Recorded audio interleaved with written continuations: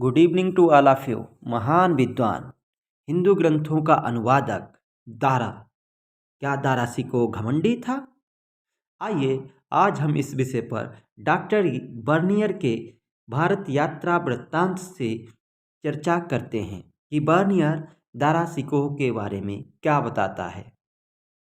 Bernier कहता है, दारा में अच्छे गुणों की कमी नहीं थी।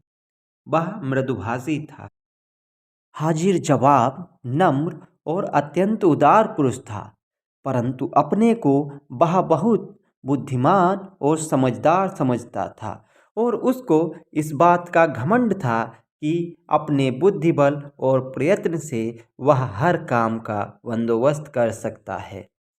वह यह भी समझता था कि जगत में ऐसा कोई व्यक्ति नहीं है जो उसको किसी बात की शिक्षा दे सके। जो लोग डरते डरते उसे कुछ सलाह देने का साहस करते, उसके साथ वह बहुत बुरा बर्ताव करता। इस कारण उसके सच्चे शुभचिंतक भी उसके भाइयों के प्रयत्नों और चालों से उसे सूचित नहीं करते। वह डराने और धमकाने में बड़ा निपुण था, यहाँ तक कि बड़े बड़े उमरा को भला बुरा कहने और उनका अपमान कर डालने में भी वह संकोच न करता।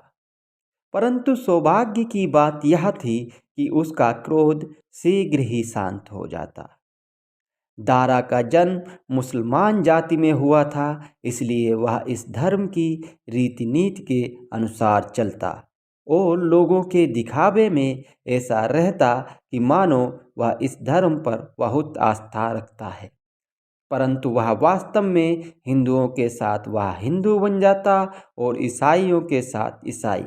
बहुत से हिंदू पंडित सदा उसे घेरे रहते और पुरस्कार में उससे बहुत धन पाते।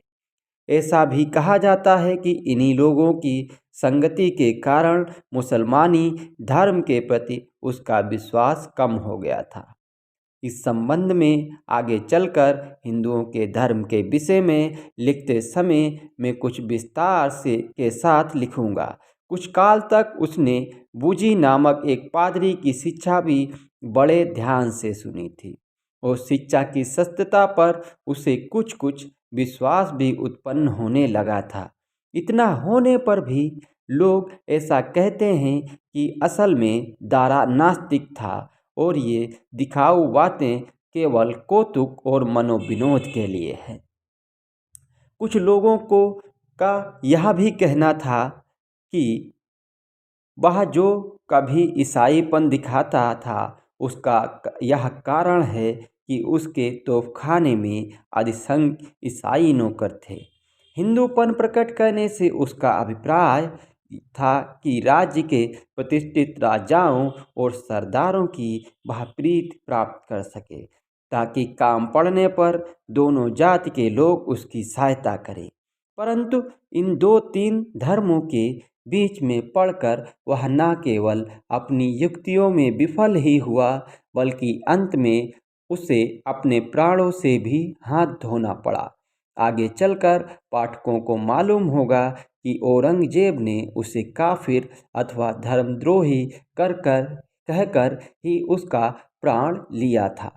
तो बर्नियर अपने यात्रा वृत्तांत में दारा सिकोह का इस प्रकार का चरित्र वर्णित करता है, जिसकी हमने आज इस वीडियो में चर्चा की। यह चर्चा हमने डॉक्टर बर्नियर की भारत यात्रा के गंगा प्रसाद गुप्त द्वारा अनुवाद से ली है।